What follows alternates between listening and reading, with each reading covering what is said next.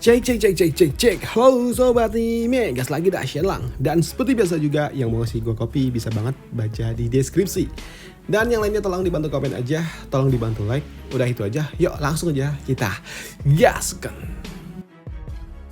Mereview sedikit dari part sebelumnya. Saat ini Mulan dengan kemampuan yang dia miliki dan juga metode yang diberikan oleh Shelang, pada akhirnya Mulan dia berhasil mengalahkan perwakilan yang dikeluarkan oleh keluarga Tang. Padahal bocah yang dilawan oleh Mulan bukanlah orang biasa yang dikenal sebagai ahli pedang yang sangat luar biasa.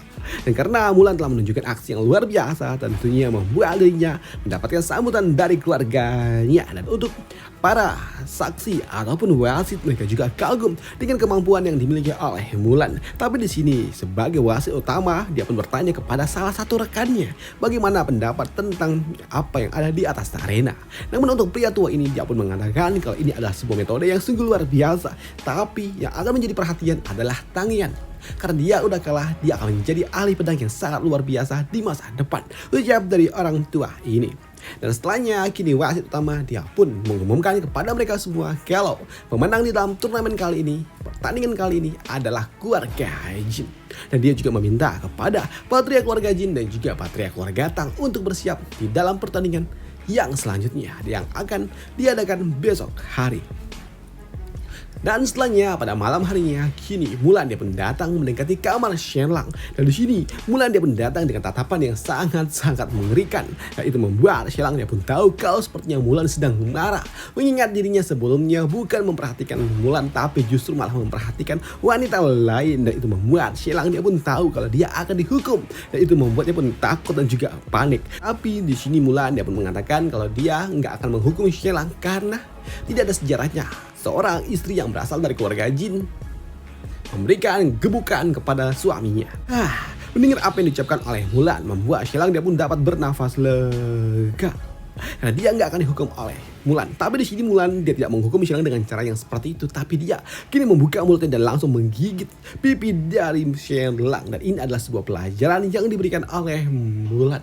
Sebuah hukuman tapi ya walaupun nyut-nyut tapi nikmat. Waduh. Dan di sini Mulan dia juga meminta kepada Shelang untuk tidak lagi melirik ke arah wanita lain. Dan kini setelahnya Shelang dia pun mulai memutar otaknya untuk mempersiapkan pertandingan yang selanjutnya. Nah, pertandingan selanjutnya akan mempertemukan Jin Munjong di dalam pertandingan sastra. Dan ketika Shelang dia mendekati Munjong, dia melihat kalau saat ini Munjong dia sedang melatih menulis sebuah karya sastra. Tapi di sini Shelang dia meminta kepada Jin Munjong untuk menghentikan itu semua karena dia udah mendapatkan soal apa yang akan dikeluarkan besok. Jadi udah kau salin aja yang aku bawa ini, ucap dari Shelang yang membuat Munjong tentunya dia pun sungguh sangat senang. Tapi di sini Munjong dia juga bertanya kepada Shelang, kenapa pipinya merah? Di sini Shelang dia pun dengan bangga mengatakan kalau ini adalah perbuatan dari Mulan, digigit oleh Mulan, dan ini adalah sebuah aksi dan juga reaksi. Dan ini adalah sebuah karya. Dan ini adalah sebuah bukti cinta yang luar biasa, ucap dari Shelang. Dan karena dia sangat mencintaiku, makanya dia meninggalkan bekas gigitan sempurna di wajahku, ucap dari Shelang yang membuat Munjong Iyakah? Pikir dari Munjong. Tapi di sini Shelang yang melihat Munjong yang bengong membuat Shelang dia berujar, kau tidak pernah mengerti tentang ini semua.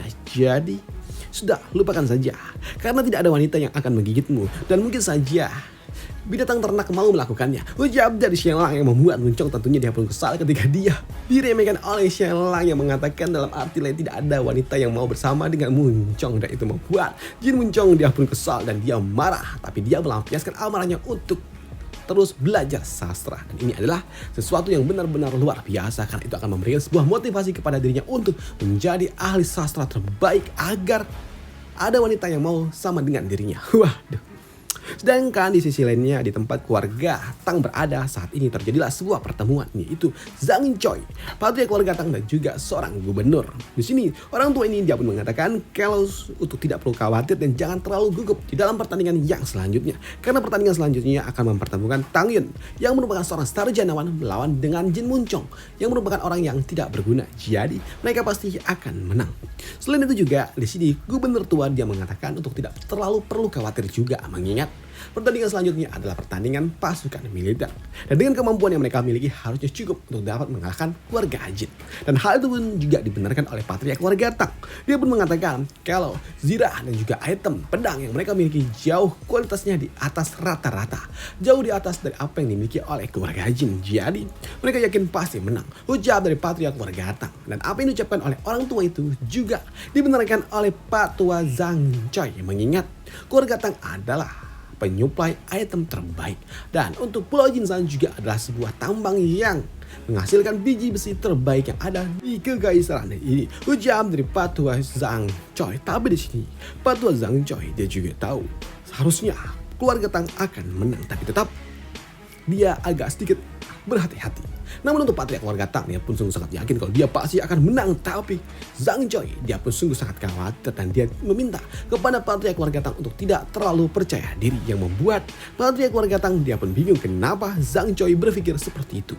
Hingga membuat patriark keluarga Tang dia meminta kepada Zhang Choi untuk ikut bersama dengan dirinya melihat demonstrasi item pedang yang mereka miliki.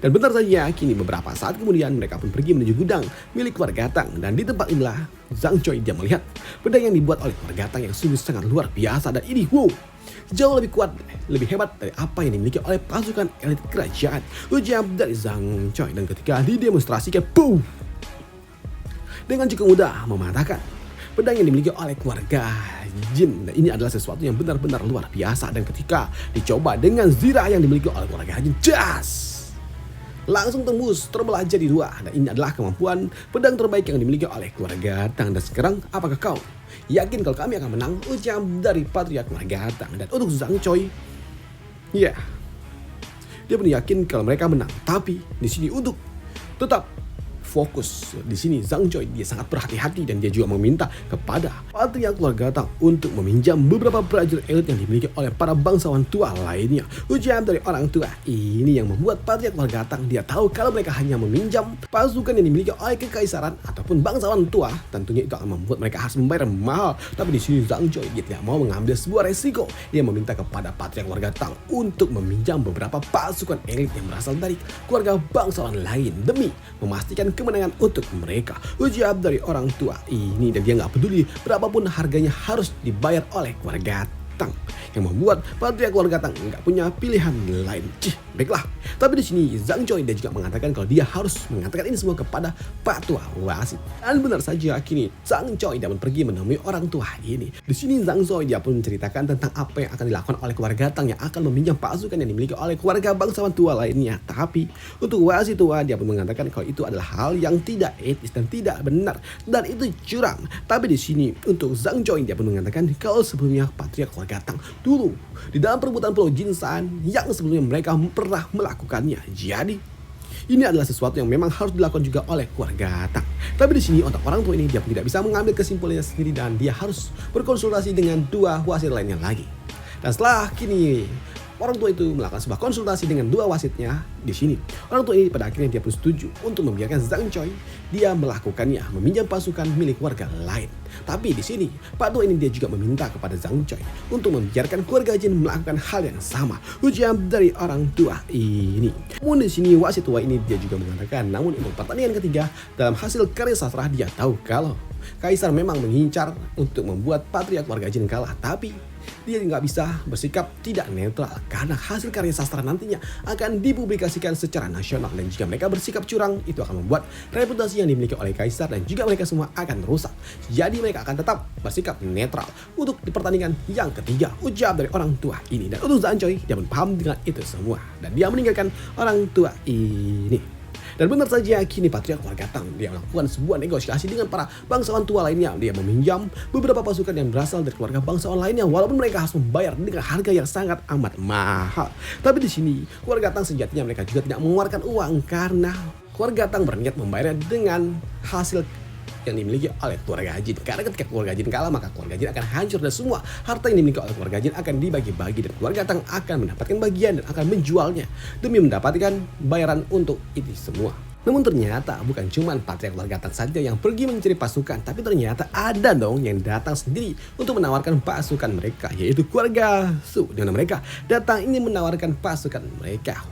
Mendengar hal itu tentunya membuat Patriark Largatang bertanya apa syarat mereka akan memberikan pasukannya. Dan untuk orang tua ini nggak tua sih. Si bocah tengil ini dia pun mengatakan nggak ada syarat apapun, hanya ingin melatih pengalaman pasukannya saja. Ujar dari bocah tengil itu yang membuat mereka pun bingung. Kenapa kok tiba-tiba aja ada yang datang menawarkan pasukannya begitu saja. Dan itu membuat Zhang Choi dia pun sungguh sangat senang dan dia pun mengucapkan terima kasih, dan dia juga mengatakan kalau akan mengingat jasa yang diberikan oleh keluarga Su. Jawab dari Zhang Choi, padahal nyatanya keluarga Su mereka memiliki rencananya sendiri. Dan keesokan harinya, kini orang tua ini, si wasit tua, dia pun mengumpulkan Patriark Largatang dan juga Patriark Keluarga Jin. Dan dia juga mengatakan kalau pertandingan akan segera dimulai, di mana pertandingan pertama adalah pertandingan militer, dan untuk pertandingan kedua adalah pertandingan sastra. Dan setelahnya mereka diizinkan untuk kembali pulang. Namun di dalam perjalanan kembali pulang di sini, orang tua ini dia pun mendekati Patriark Keluarga Jin dan dia juga berujar, Xin Zhao, apakah kau punya teman akrab yang bisa berbagi dengan dirimu? Ujar dari orang tua itu sembari pergi meninggalkan Xin Zhao, ya meninggalkan Patriark Keluarga Jin, yang membuat Patriark Keluarga Jin dia pun bingung dengan apa maksud dari orang tua itu.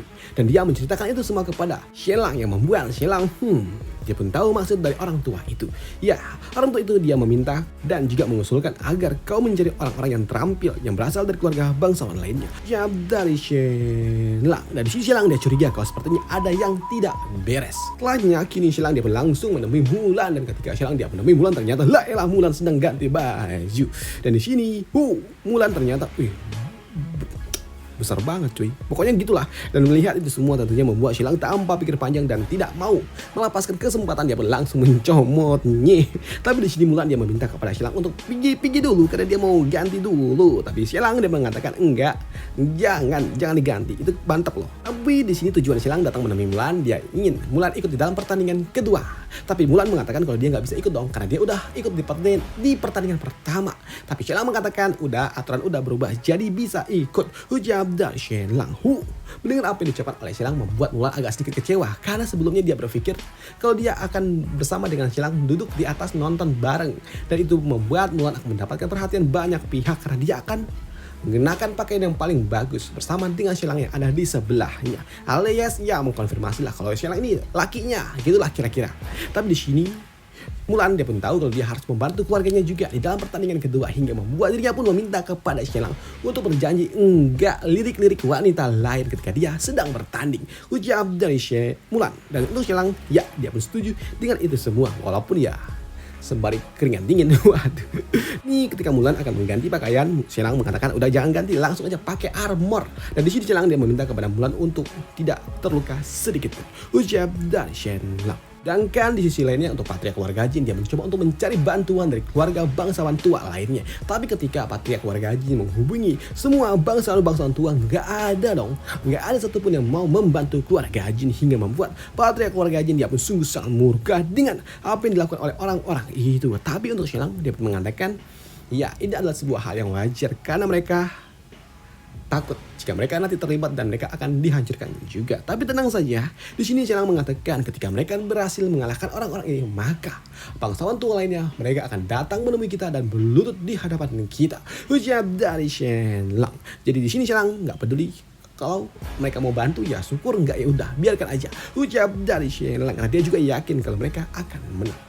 Dan selanjutnya kini pertandingan akan segera dimulai, dan sebelum dimulai di sini panitia juga mengumumkan dan juga memberikan sebuah dekret yang diberikan oleh Kaisar kalau pertandingan ini hanya akan diikuti oleh para infanteri, karena sebelumnya ketika pasukan cavalry ikut banyak kali korbannya jadi hanya kali ini diikuti oleh para pasukan infanteri doang. Dan untuk seluruh pasukan milik keluarga Jin mereka sudah bertekad siap karena mereka juga tahu kalau mereka bakal kalah. Jadi mereka hanya bisa berjuang habis-habisan karena mereka juga tahu armor dan juga pedang yang mereka miliki nggak bagus-bagus amat. Jadi mereka hanya bermodalkan tekad dan juga semangat walaupun mereka berpikir kalau mereka akan kalah. Dan di sini Xielang sengaja nggak memberitahukan kepada mereka kalau mereka akan mendapatkan perlengkapan baru untuk tetap menjaga semangat dan juga mental pasukannya. Dan setelahnya kini Mulan dan juga yang lainnya mengumpulkan para pasukan itu di area gudang keluarga. Dan di sini Mulan lah baru menunjukkan kalau mereka akan dilengkapi dengan item-item baru yang sungguh sangat kuat. Dan ketika mereka melihat item-item yang telah disiapkan oleh Mulan dan juga Xialang membuat mereka sungguh sangat senang. Wah, belibet gua ngomong.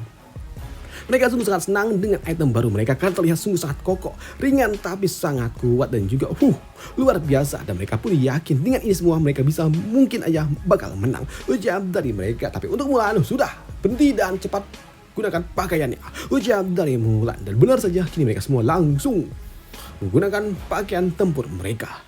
Dan sebelum bertanding juga di sini Xialang mendekati Mulan dan dia meminta kepada Mulan untuk ingat satu hal, jangan sampai terluka, bahkan luka gores sedikit aja. Ucap dari Xialang yang membuat Mulan jadi menghindari luka adalah tujuan utama. Ucap dari Mulan. Ya betul, tentu saja, sambut dari Xialang sembari menepuk ekor Mulan. Waduh.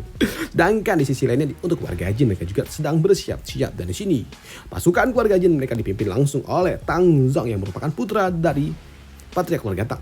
Dan dia memimpin langsung pasukan dan mereka yakin kalau mereka akan menang. Dan di sini Patriark keluarga Tang juga yakin kalau mereka akan menang karena selama beberapa dekade mereka bertemu, mereka selalu saja menang dan kali ini mereka juga pasti akan menang. Ucap dari orang tua ini yang membakar semangat pasukannya. Dan setelahnya kini pasukan keluarga Tang dan juga pasukan keluarga Jin mereka pun keluar. Dan mereka kini berhadapan satu sama lain di depan arena. Dan melihat itu semua membuat Patriark keluarga Tang ternganga ketika mereka melihat armor dan juga perlengkapan yang dimiliki oleh keluarga Jin sudah dilengkapi dengan pakaian yang baru yang sangat mengkilau. Itu kenapa mereka mengganti pakaian mereka? Ucap dari orang tua ini. Dan itu membuat patua ini dia pun sedikit bernafas lega karena sebelumnya dia mengikuti syarat yang diberikan oleh Zhang Choi yang harus menyewa beberapa pasukan elit. Jika tidak, aku tidak tahu. Mungkin saja kami akan gagal. Ucap dari orang tua ini. Tapi dengan dilengkapi oleh pasukan elit yang berasal dari keluarga bangsawan lainnya, dia yakin kalau mereka pasti tetap akan menang. Ucap dari orang tua ini. Dan sebelum pertandingan dimulai, di sini wasit dia pun mengumumkan dan meminta kepada kedua belah pihak untuk setuju dan bersiap untuk bertanding. Tapi untuk pertandingannya akan dibahas di part lanjutannya aja di nanti sore. Dan sampai jumpa di part lanjut. Ini perkutut ngapain? Terkukur sih. Kita bahas di part lanjutannya aja. Nanti sore lagi. Bye. Thank you.